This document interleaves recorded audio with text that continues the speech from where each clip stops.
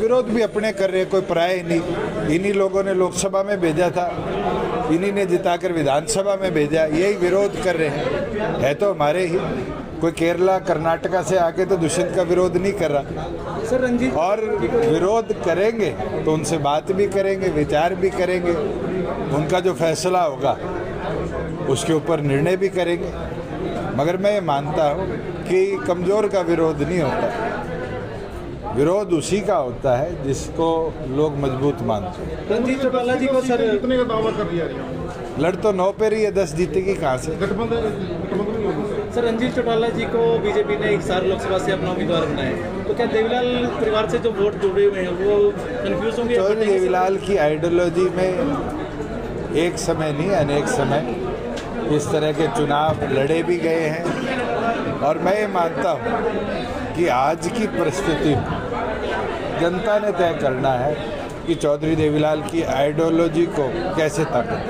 वीरेंद्र सिंह जी कल कांग्रेस ज्वाइन करते हैं, शुभकामनाएं उनके राजनीतिक सफर के लिए। पार्टी का लोकसभा का जनसंपर्क अभियान गति के साथ आगे लेकर हम चल रहे हैं और नए साथी जिस प्रकार से जुड़ रहे हैं, मेरा मानना है कि पहले से भी ज़्यादा मजबूती के साथ इस लोकसभा क्षेत्र को हम जीतेंगे भी और आने वाले समय के अंदर भी विधानसभा के मद्देनज़र भी पार्टी संगठित तौर पर और आगे ले जाने का काम करेगी। और जिस प्रकार से निरंतर नए परिवारों की हिस्सेदारी जनता पार्टी में बन रही है, ये अपने आप में पार्टी की ताकत को बढ़ा रही है।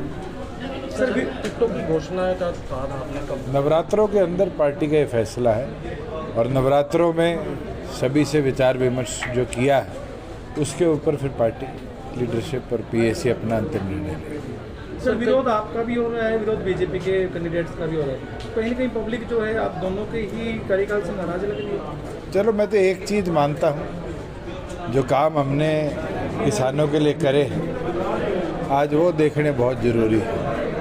चाहे उसको 2 दिन में उसकी फसल की कीमत देने की बात हो, चाहे मंडी के अंदर इमीडिएटली उसकी फसल खरीद के उठान की बात हो। आज 20 दिन हुए हैं सरकार से अलग और इसके अंदर भी किसान को जो परेशानी आ रही है, मैं मानता हूँ उस किसान की आवाज़ सुनने रखने वाला आज सरकार में कोई है नहीं। और विरोध करेंगे वो भी अपने, उनकी सुनेंगे भी और उनकी सुनकर जो वो बात कहेंगे उसके ऊपर फैसला भी करेंगे। पर मैं ये मानता हूँ कि विरोध भी उसी का होता है जो मजबूत है। चुनाव के बाद भी गठबंधन हो सकता है आपका?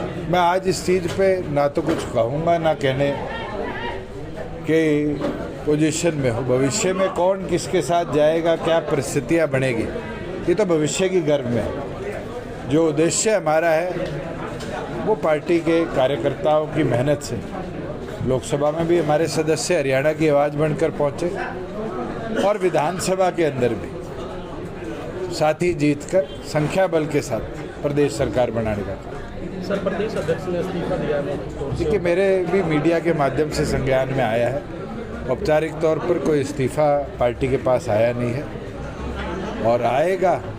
पार्टी ने तो जो मान सम्मान दिया है, मैं मानता हूँ वो उनकी इच्छा होगी कि उन्हें राजनीतिक सफ़र की कोई नई शुरुआत करने का अगर निर्णय लिया।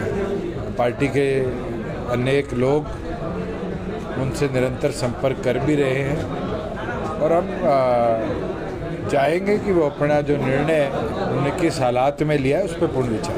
हासिल वादा जी ने कहा कि गेहूं के साथ गुड़ भी पीसता है, मोहाली खेड़ा में बयान आया उनका, तो कि हमने बीजेपी के साथ थे तो किसानों की लगता है बीजेपी देखी नहीं थी उसको लेकर। देखो, हमने निरंतर प्रदेश सरकार का हिस्सा रहते हुए कदम उठाए हैं जिसने कृषि क्षेत्र को और किसान को समृद्ध बनाया।